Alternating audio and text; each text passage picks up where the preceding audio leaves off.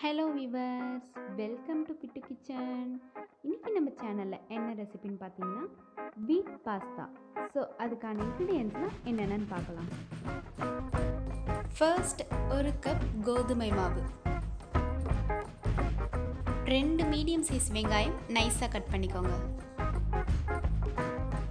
இஞ்சி பூண்டு paste 2 table spoon,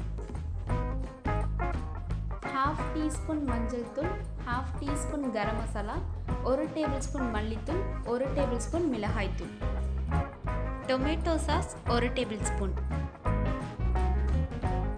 soya sauce 1 table spoon, உப்பு தேவையான அளவு. அவ்வளோதான், இன்க்ரீடியன்ட்ஸ்லாம் ஓவர். நம்ம வீட் பாஸ்தா எப்படி செய்யலான்னு பார்க்கறதுக்கு முன்னாடி நம்ம சேனலை சப்ஸ்கிரைப் பண்ணுங்கள், பக்கத்தில் இருக்கிற பெல் பட்டனையும் ப்ரெஸ் பண்ணுங்கள். வாங்க வீடியோக்குள்ளே போகலாம்.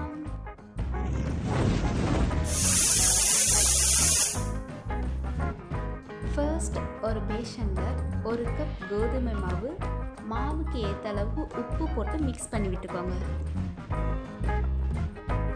இப்போ கொஞ்சமாக ஆயில் ஆட் பண்ணி மிக்ஸ் பண்ணிக்கோங்க. அப்புறம் கொஞ்சம் கொஞ்சமாக தண்ணி சேர்த்து சப்பாத்தி மாவுக்கு பிசைகிற மாதிரி சாஃப்டாக பிசைஞ்சு எடுத்துக்கோங்க.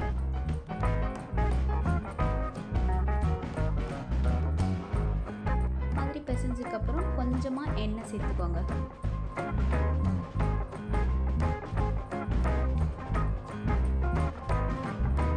இப்போ இது ஒரு 10 நிமிஷத்துக்கு மூடி போட்டு தனியாக எடுத்து வச்சுக்கோங்க.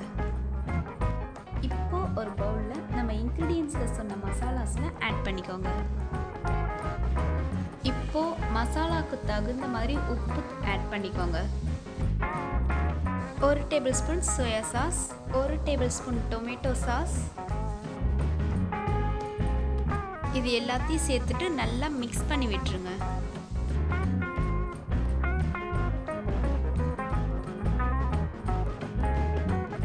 ஓகே, மசாலா ரெடி ஆயிடுச்சு. இப்போ மாவு ரெடி பண்ணிடலாம். இப்போ நம்ம பிசைஞ்சு வச்சிருந்த மாவை சப்பாத்திக்கு திரட்டுற மாதிரி நல்லா மெலிசாவே திரட்டி எடுத்துக்கோங்க. இந்த அளவுக்கு மொத்தத்துக்கு இருந்தால் போதும்.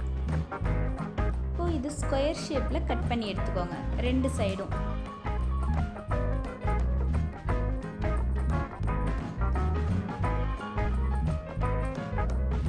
ஓகே, கட் பண்ணியாச்சு. இப்போ நான் காட்டுற மாதிரி எல்லா பீசஸையும் ஃபோல்ட் பண்ணி எடுத்துக்கோங்க.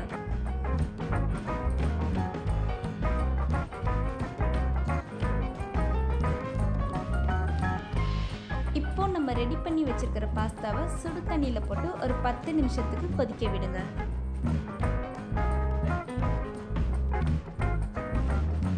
ஓகே, 10 நிமிஷம் ஆயிடுச்சு. இப்போ பாஸ்தாலாம் மேலே மிதந்து வந்திருக்கு. இந்த மாதிரி ஸ்டேஜில் பாஸ்தா நல்லா வெந்திருக்குன்னு அர்த்தம். ஸோ இப்போ நீங்கள் இதை ஃபில்ட்ரு பண்ணி எடுத்துக்கலாம். ஓகே, ஃபில்ட்ரு பண்ணி எடுத்தாச்சு. இப்போ ஒரு கடாயில் ஆயில் ஆட் பண்ணிக்கோங்க. ஆயில் ஹீட் ஆனதும் கட் பண்ணி வச்சுருந்த வெங்காயத்தை ஆட் பண்ணி வதக்கி விடுங்க.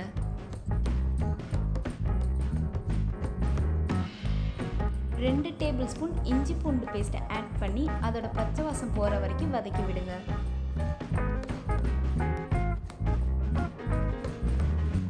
ஓகே, நல்லா வதங்கி வந்துடுச்சு. இப்போ நம்ம ஆல்ரெடி மிக்ஸ் பண்ணி வச்சுருந்த மசாலாவை ஆட் பண்ணிவிட்டு அதோட கொஞ்சமாக தண்ணி சேர்த்து இதில் ஆட் பண்ணிவிட்டு நல்லா வதக்கி விடுங்க.